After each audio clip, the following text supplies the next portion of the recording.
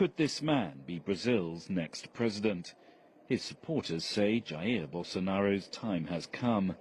The controversial congressman confirmed to CGTN that he is putting his name forward for the 2018 election.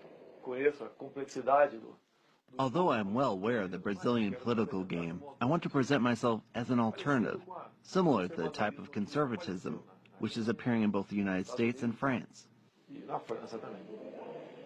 Long seen as an outsider owing to his right-wing nationalist views, Bolsonaro's star is rising. That's partly because almost the entire traditional political class here has been caught up in the biggest corruption scandal in Brazil's history.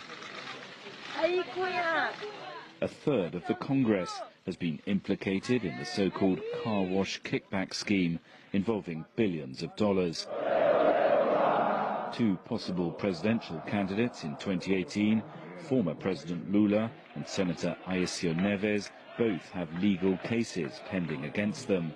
That may open up the field to an outsider. Logically, what is happening now will work in my favor, as all the political leaders here have been implicated in the car wash scandal, and we have evidence that I have not participated in this type of politics or been driven by corrupt money. The former army captain supports private gun ownership and labels his left-wing opponents as dishonest. Does that sound familiar? You've been described as Brazil's version of President Trump. Do you like that comparison? Everyone knows that Trump was an important shift for conservatism in the United States. My case is similar, although there is a big difference between him and me and between our countries. One similarity is Bolsonaro's view on immigration. You cannot have a country with open borders. We are seeing the impact of Brazil opening its borders for everyone. That cannot be allowed.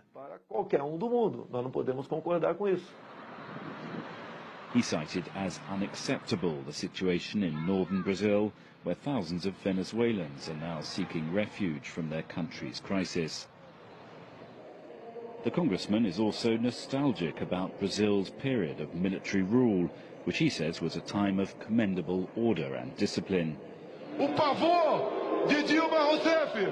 During impeachment procedures last year against President Rousseff, he caused outrage by casting his vote in honor of the colonel who presided over her torture in the 1970s. His critics say he's a maverick, too controversial to be elected president. He points to this, the rapturous applause he's receiving as he travels the country building support for his campaign. Could that end with a far-right president in Brasilia? With politics shifting here, like elsewhere in the world, what once seemed inconceivable now is possible. Stephen Gibbs, CGTN, Brasilia.